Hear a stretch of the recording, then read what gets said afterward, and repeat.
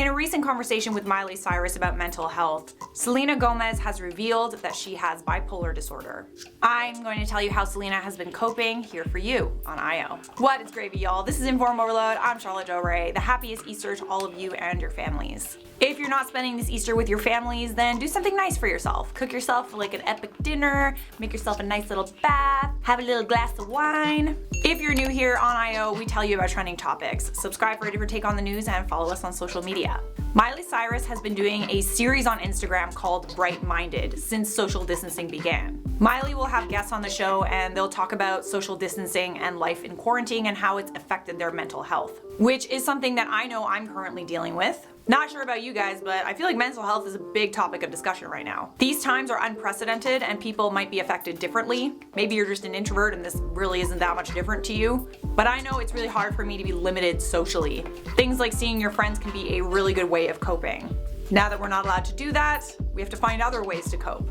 Let me know how you're coping with social distancing or quarantine down in the comments below and share your tips. I will also be sharing my tips with how I'm coping at the end of this video, so stick around for that if you're interested. I know that some of you have reached out to me with questions like on Instagram and you want to know how I do that, so I guess I'll share that. Seems like an appropriate video to share. If you're a fan of Selena Gomez, you know that she deals with anxiety and depression. But this is the first time that she's revealed that she has bipolar disorder. For those that don't know what bipolar disorder is, it's characterized by intermittent periods of depression and mania. But bipolar 2 disorder has less severe manic episodes. Symptoms will vary person to person. It's treated with medication and psychological counseling. It's also a lot more common than you might think. Some other famous people who've been diagnosed with bipolar disorder include Mariah Carey, Michael Douglas, Demi Lovato, Russell Brand, Kurt Cobain, and Jimi Hendrix. And now, I guess, Selena Gomez. Selena told Miley, "I went to one of the best mental hospitals, McLean Hospital, and I discussed that after years of going through a lot of different things, I realized that I was bipolar. And so when I got to know more information, it actually helps me. It doesn't scare me once I know it, and I think people get scared of that, right?" She also shared how she's been coping with the condition, saying that understanding her disorder has made her less afraid.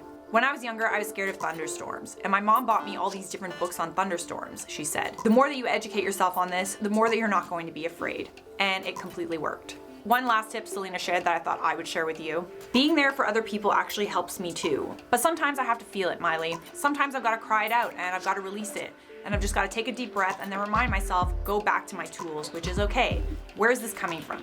I feel so much of what the world is feeling, so maybe I need to take a step back from that, or whatever it is." I think that's definitely fair. If you're struggling, it's okay to be struggling, and it's okay to not have all the answers. So for those of you who are still watching and you want to know how I'm coping with this, maybe it'll help you guys, I would say that you really need to do something that makes you happy every day. I like writing, I like singing, I like making YouTube videos. Learning how to cook, for example, is another thing that I feel like we can all improve on. I don't know if y'all are master chefs or not, but I could definitely improve on that. And everybody's got to eat, right? It's a creative outlet that is actually like useful. You need to eat. Now, I realize that some of you aren't creative and sometimes I don't feel like being creative. For those people, you should try practicing self-care. And I'm not talking about, necessarily putting like a mask on and like painting your toenails. Like that's part of self-care. But I want you to start by cleaning. Clean space, clean mind. Organize your drawers, Marie Kondo style. Give your kitchen or your fridge or your bathroom like a really deep cleaning. Focusing on getting something done rather than focusing on the anxiety and the state of the world gets your mind off it. I'm also a big fan of taking baths. If I'm ever having like an anxiety attack or I'm just freaking out or I'm just like not feeling well, I take a bath or a shower and I notice that my mood really improves, both in the bath and out of the bath when I'm finished. And lastly, not sure if you guys are into this, but stay active. I know it's hard because we're all confined to our homes and there's not much that we can do, but there's tons of home workouts on YouTube that you can watch. You can get a jump rope, do jumping jacks, dance. I'm actually like in some of the best shape that I've been in years because I'm really trying to take the home workouts really seriously, and I'm setting aside part of my day to do that, and I am noticing that it is helping. It is helping quite a bit just to sweat it out. It does improve your mood. Endorphins, right?